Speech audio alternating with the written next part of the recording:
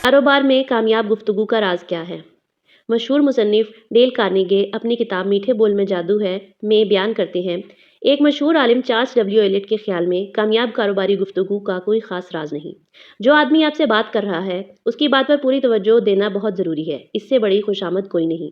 ये बात बिल्कुल साफ है। आपको ये बात दरियाफ्त करने के लिए हार्वर्ड यूनिवर्सिटी में कई साल ज़ाया करने की ज़रूरत नहीं। हम सब ऐसे कई ताजरों को जानते हैं जो बहुत महंगी जगह किराए पर लेंगे, अपना सामान तिजारत हत्तल वसा कम कीमत पर खरीदेंगे, दुकान की खिड़कियों को खूब सजाएंगे, हजारों रुपए इश्तेहारबाजी पर खर्च करेंगे, लेकिन क्लर्क ऐसे रखेंगे कि जिनमें दूसरों की बात को तवज्जो से सुनने का मादा ही ना हो, जो बात बात पर ग्राहकों की बात को काटेंगे, उन्हें झुटलाएंगे, उन्हें चिढ़ाएंगे और उन्हें दुकान से भाग खड़े होने पर मजबूर करेंगे। जेसी वोटन के तजर्बे की मिसाल लीजिए। उसने अपनी कहानी मेरे तालिबे इल्मों के सामने बयान की।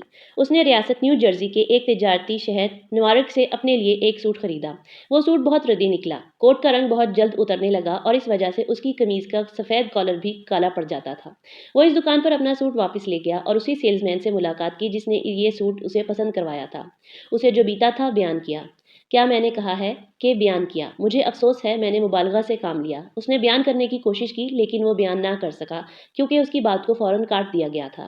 सेल्समैन झट से बोल उठा था, हमने इस किस्म के हजारों सूट बेचे हैं और आप वाहिद शख्स हैं जो शिकायत लेकर आए हैं। अल्फाज तो उसके यही थे लेकिन इसका लबो लहजा बहुत ही ज्यादा तलखो तुर्श था। उसके हद तक आमेज लबो लहजे का मतलब था, तुम झूठ बोलते हो, तुम हमें एक झूठा इल्जाम दे रहे हो। फिक्र ना करो, यहाँ भी कोई काट के पुतले नहीं बैठे कि तुम्हारी बातों में आ जाएं। इस तकरार के दौरान में एक दूसरा सेल्समैन आया। उसने कहा, तमाम काले सूटों का रंग पहले पहल कुछ उतर जाता है, उसका हमारे पास कोई इलाज नहीं। फिर आपका सूट तो बहुत मामूली और कम कीमत का है, रंग उतर गया तो बाकी क्या रह गया। वोटिन ने हमें बताया, इस वक्त तक मेरा भी पारा चढ़ चुका था। पहले सेल्समैन ने मेरी ईमानदारी पर शक किया, दूसरे ने मेरी ये कहकर तौहीन की कि मैंने एक घटिया दर्जे का सूट खरीदा था। मैं गर्म हो गया, मैं उन्हें ये कहने ही वाला था, ये रहा आपका सूट, अब सूट और आप जहन्नुम में जाएं। इतने में इत्तफाकन दुकान का मैनेजर आ गया।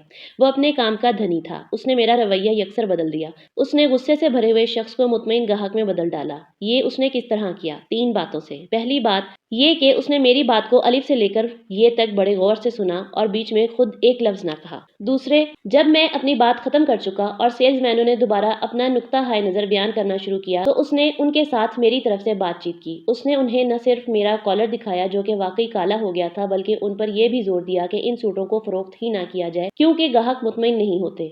इसने कहा, मुझे झगड़े का सबब मालूम ना था और मुझसे कहा, आप बताइए कि मैं इस सूट के सिलसिले में क्या करूं, जो भी आप कहेंगे मैं वही करूंगा। चंद मिनट बेशतर मैं उन्हें ये कहने पर तुला हुआ था कि अपना सूट संभालें, लेकिन अब मैंने जवाब दिया, मैं आपका सिर्फ मशवरा चाहता हूँ। मैं ये जानना चाहता हूँ कि ये सूरत हाल आर्जी है तो इसका क्या किया जाए।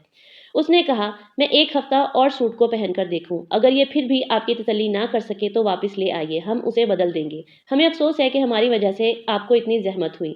मेरी तसल्ली हो गई और मैं दुकान से चला आया। हफ्ते के दिन सूट बिल्कुल ठीक हो गया और इस दुकान पर मेरा एतबार बहाल हो गया।